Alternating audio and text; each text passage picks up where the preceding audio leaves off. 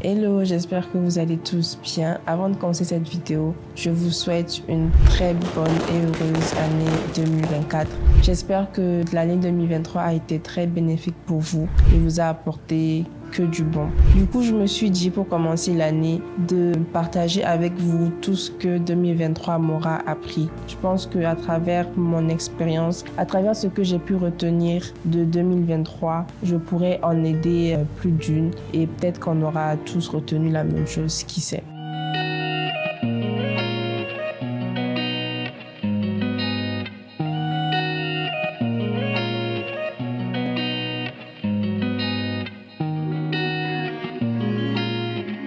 La première chose que j'aurais retenue de 2023, c'est que si quelque chose doit arriver, ça va arriver en fait. Ça ne sert à rien de se presser, ça ne sert à rien de stresser, ça ne sert à rien surtout de s'énerver pour quelque chose qu'on aimerait avoir mais qui n'arrive pas. Et j'ai aussi appris du coup à travers ça à lâcher prise. Et je me suis rendu compte surtout que quand je n'étais pas tout le temps derrière quelque chose ou quand je lâchais prise sur certaines choses, en fait, tout se passait très naturellement. Tout, comme on dit, tout vient à point à celui qui sait attendre. Et je me dis aussi que si cette chose n'est pas arrivée, c'est juste qu'elle n'était pas faite pour moi de 1. Et de 2, c'est juste que ça ne m'aurait pas été bénéfique ou ça aurait eu des répercussions négatives après. Ça m'aura aussi appris la patience, même si c'est vrai que j'ai encore du travail à faire dessus. Je pense que je suis un peu plus patiente quand même que les années précédentes et je ne m'attaque pas tout le temps, où je ne m'attarde plus comme avant sur les futilités surtout. Il fut un temps où par exemple je voulais coûte que coûte retenir certaines personnes dans ma vie ou coûte que coûte avoir certaines personnes dans ma vie et surtout parce qu'en fait avec ces personnes-là je me sentais bien et je me suis rendu compte que c'est pas grave de laisser les gens sortir de votre vie en fait parce que toute personne qui entre dans votre vie a quelque chose de particulier à vous apprendre en fait. Chaque personne, peu importe que ce soit une rupture amicale, amoureuse, même familiale en vrai, si quelqu'un décide de sortir de votre vie, ça ne sert à rien de la retenir. Parce que si elle ne le veut pas et que vous la forcez, elle va rester en fait juste parce que vous l'avez forcée en fait. Et du coup, ça ne sera pas naturel. Et de deux, ses intentions envers vous ne seront pas sincères. Et votre relation va en pâtir. Donc, j'ai compris que personne n'est irremplaçable et indispensable dans une vie. Ce que telle personne peut te faire, tu peux aussi le trouver chez quelqu'un d'autre. Ce que telle personne peut te faire ressentir, tu trouveras forcément quelqu'un qui te fera ressentir ça. Peut-être pas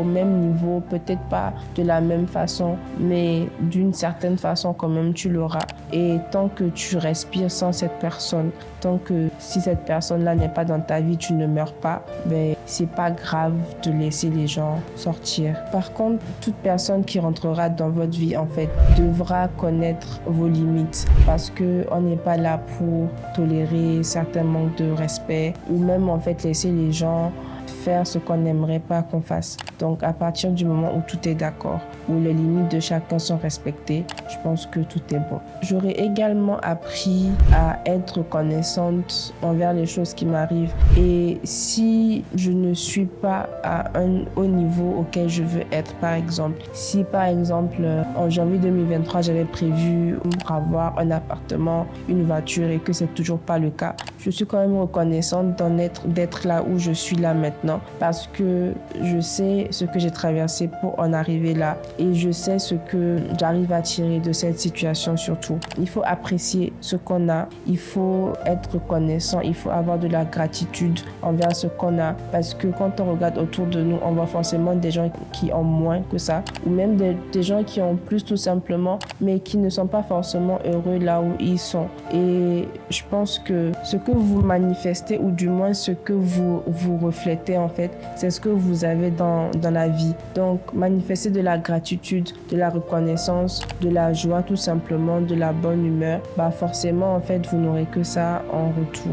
Et toute chose qui arrive, qu'elle soit positive, mais surtout négative en fait, a un but précis dans votre vie. Peut-être vous ne vous en rendrez pas compte là maintenant, peut-être dans 1 an, dans 2 ans, dans 3 ans, vous allez repenser à un instant d'une certaine année ou d'un certain moment et vous vous direz dirais, mais en fait, oui, ça m'est arrivé. J'ai appris ça, j'ai retenu ça. Et donc maintenant, en fait, je saurais comment faire pour faire mieux ou juste pour que tout se passe bien. J'aurais aussi appris à me faire confiance et à être sûr de moi, à être sûr de mes décisions. Il fut un moment où, par exemple, j'hésitais énormément sur des décisions que je devais prendre, où je me disais peut-être que c'est pas la bonne décision, peut-être que c'est pas la bonne chose à faire. Et du coup, en fait, je restais bloquée dans une situation dans laquelle je n'aurais pas dû en fait durer. Et après avoir pris cette décision-là, je me suis toujours dit, mais si je l'avais prise plus tôt, j'aurais gagné énormément de temps et j'aurais fait gagner du temps aux gens autour de moi.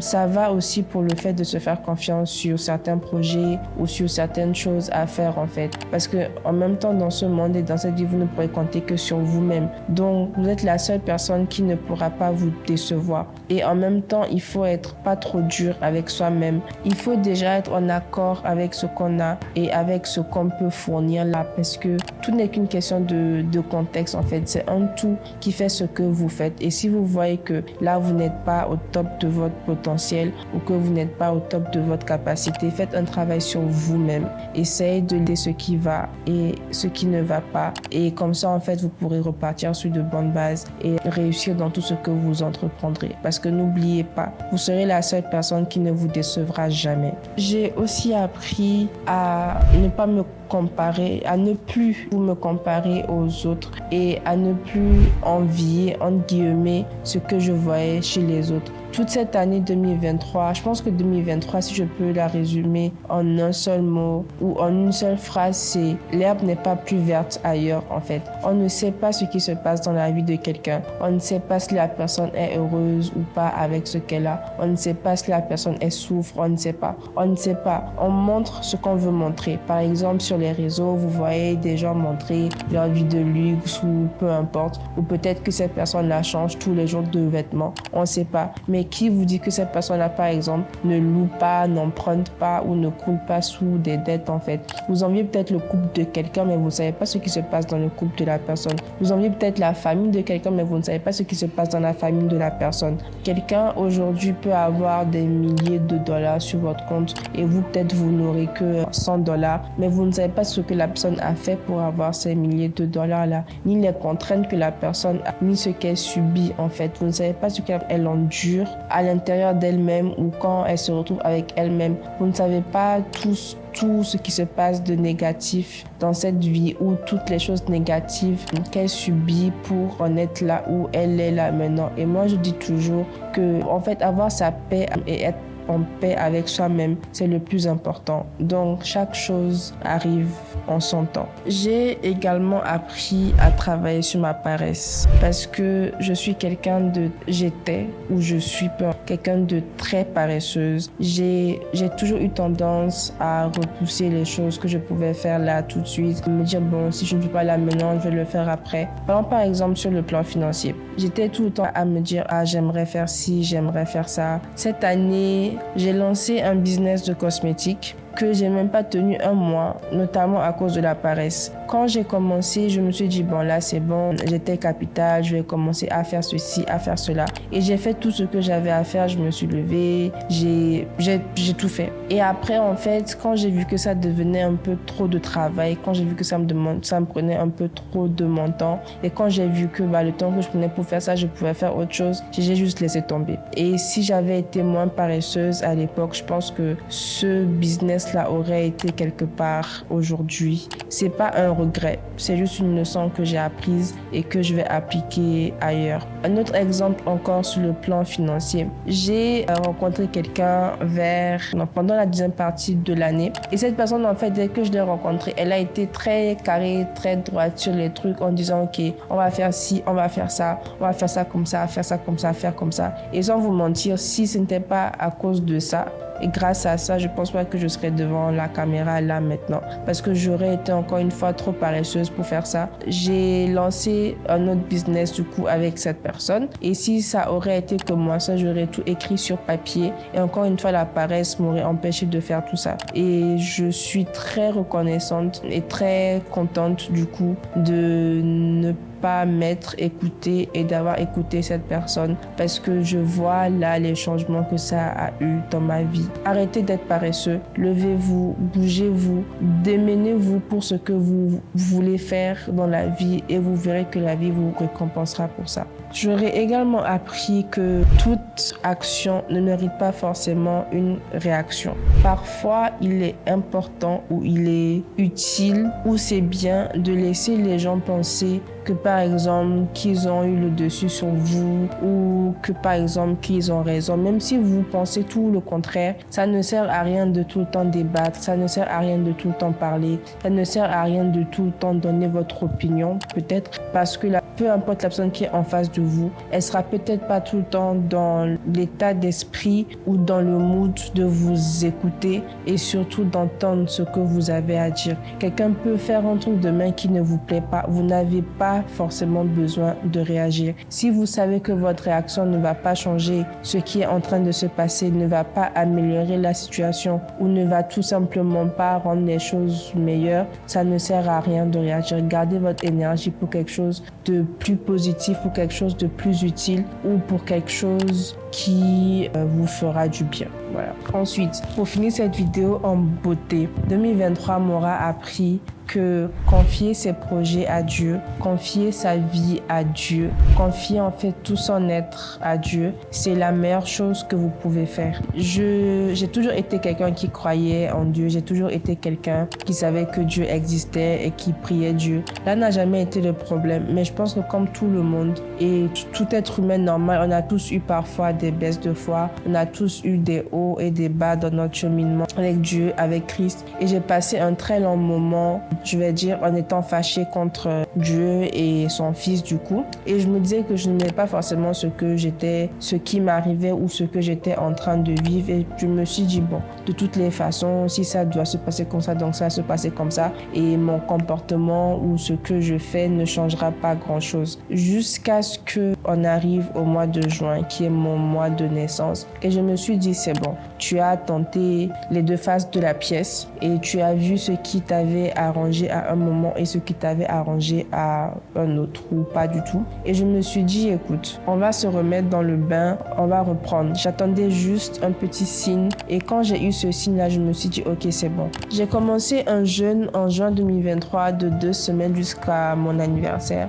Et pendant ce jeûne-là, j'ai eu plein de réponses à mes questions. Et j'ai eu des réponses à certaines questions que je ne me posais même pas en fait. J'ai jamais été quelqu'un qui était pour le mariage ou pour ce genre de choses. C'est pas que j'étais contre, mais ce n'était pas forcément quelque chose que je planifiais ou quelque chose qui était dans le cheminement ou dans le plan que j'avais pour ma vie. Et la première chose que j'ai reçue comme message, comme parole pendant mon jeûne, c'était ça. Et je me suis dit, bon, Inès, là, quelque chose est en train de se passer. Quelque chose est en train de se manifester dans ta vie. Tu as eu les signes que tu souhaitais. Et en fait, c'est là que mon cheminement a vraiment commencé. J'ai passé des nuits à prier, à pleurer, à même m'endormir parfois en pleurs parce que quand vous commencez cette aventure-là, tout ce que vous avez de mal en vous, tout ce que vous avez de négatif en vous, en fait, ressort. Et c'est là que vraiment vous savez que vous avez été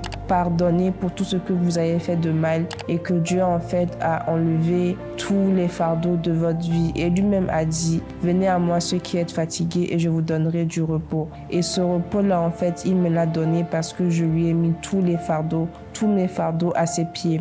Pour ce message et tout sur le mariage que j'ai reçu pendant le début de mon jeûne, j'ai prié pour beaucoup de choses par rapport à ça. J'ai prié pour tout ce que je souhaiterais avoir par rapport à ça et tout ce que je souhaiterais avoir surtout pour confirmation en fait par rapport à ça, pour ne pas m'éparpiller encore plus que je ne l'étais. Et j'ai reçu toutes ces réponses là à mes questions quelques mois plus tard et je remercie encore Dieu pour ça parce que je pense que c'est pas que je pense mais du coup là maintenant en fait je suis sûre et certaine qu'il écoute même quand on pense lorsqu'il n'écoute pas, même quand on ne le sent pas, il écoute, il voit, il sait ce qui se passe dans nos cœurs. Avant de commencer, par exemple, le deuxième business que j'ai commencé, je l'ai mis au cœur de tout ça et il m'a tout de suite répondu. Même si la réponse n'était pas celle que je voulais, il a tout répondu et je me suis dit, ok, c'est bon, je suis sur la bonne voie. Donc, j'aurais vraiment appris à le mettre au centre de tout, à le mettre avant tout, à le mettre au début, en fait, de tout ce que vous entreprenez. Vous n'avez pas à faire grand-chose, juste dire, Seigneur, si c'est vraiment ça, alors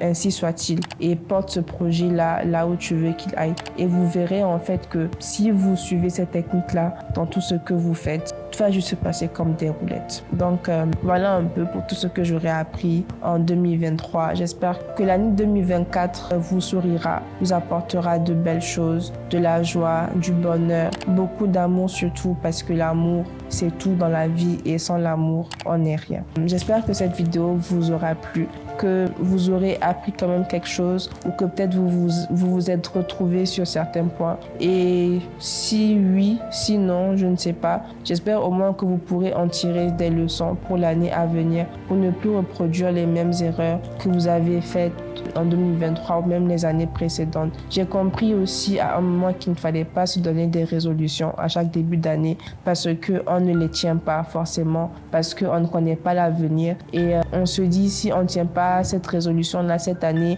on la mettra sur l'autre. Non. Moi, je pense qu'il faut juste apprendre de ces erreurs et faire en sorte de ne pas les répéter. Sur ce, je vous souhaite encore une fois une très bonne et heureuse année 2024 et on se retrouve très bientôt pour une nouvelle vidéo.